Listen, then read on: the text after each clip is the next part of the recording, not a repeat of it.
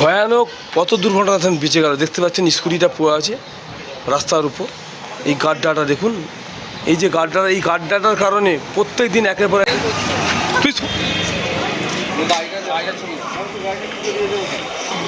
এই যে সাবি মিডিয়া ও শিয়াখালা টিভি, আমি শেখ হাবিব রয়েছি আপনাদের সঙ্গে। আমি এই মুহূর্তে উপস্থিত আছি ঠিক শিয়াখালা মসজিদ বাড়ির সামনে জবাতলার উল্টো দিকে।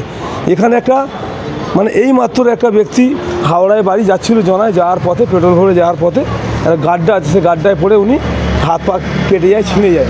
কি বলছেন এলাকার দোকানদার বা উনি কি বললেন তা আপনাদের শোনাবো। দাদা, কোথায় বাড়ি আপনার?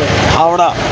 কোথায় আসছি, কোথায় আমি জনাই যাচ্ছিলাম, জনাই যাবো, এখান থেকে পেট্রোল ভরে রাস্তায় এমন একটা বাজে গর্ত হয়ে আছে যে বলতে পারবো না। আমার খুব লাকিলি আমি আমার পেছনে কোনো গাড়ি ছিল না। গাড়ি থাকলে আমাকে খুঁজে পেতেন। আপনার গাড়ি কত স্পিড ছিল? 22 থেকে 25।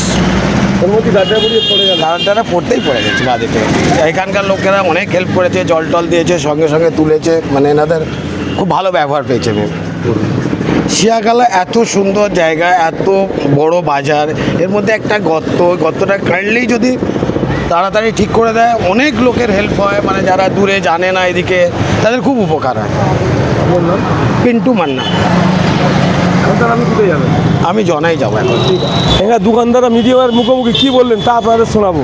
কী হয়েছে দাদা? দেখুন, এটা শিয়াখালা বাজার, মেন বাজারের ওপরে রাস্তাটা হয়েছে। রাস্তার ওপরে এই গর্তটা যে কোনো মুহূর্তে একটা মানুষের প্রাণ চলে যেতে পারে। বারবার আমি পিডব্লিউ অফিসে এবং এই রোডের কন্ট্রাক্টর যিনি এই রাস্তায় কাজ করছিলেন ওনাদেরও বলেছি, দেখুন রাস্তার ওপর বাজারের ওপরে যেভাবে গর্তটা হয়েছে, তো এতে যে কোনো মানুষের একটা প্রাণ চলে যেতে পারে। আপনারা এই গর্তটা অন্তত ঠিক করে দিন।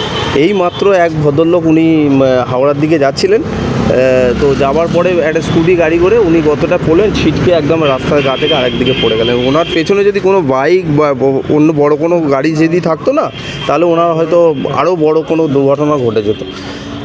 আমি প্রশাসনকে এবং রোডের যারা আছেন ওনাদের বারবার বলছি যে আপনি এই রাস্তাটা ঠিক করুন, বড় দুর্ঘটনা থেকে মানুষ বাঁচবে। আপনি কি এখন ওই পিডব্লিউ অফিসে গিয়েছিলেন? আমি এক্ষুনি গিয়েছিলাম, পিডব্লিউ অফিসে গিয়েছিলাম। ওনাদের বললাম দেখুন এই মাত্র একটা অ্যাক্সিডেন্ট হয়ে গেল, আপনারা কি রাস্তাটা ঠিক করে দেবেন না? ওখানটায় একটা মানুষের প্রাণ চলে গেলে তারপর আপনারা ঠিক করবেন। একটা মানুষের প্রাণের কি কোনো দাম নেই?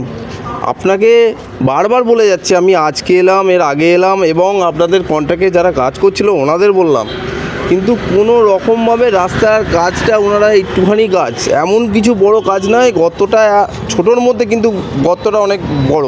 গাড়ি বাইকের চাকা ওখানটাতে পড়লেই না হ্যান্ডেল কোপে যাচ্ছে, উনি একদিক থেকে আরেক দিক দিয়ে পড়ে যাচ্ছে।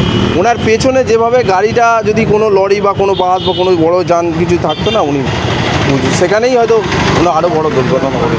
দেখুন, এইটা যদি বারবার বলা সত্ত্বে যদি না এইটা ঠিক করা না হয়, কিন্তু আমরা বাজারের পক্ষ থেকে, দোকানদারদের পক্ষ থেকে এবং পথ চলতি মানুষের পক্ষ থেকে আমরা রাস্তা অবরোধ করতে বাধ্য হব।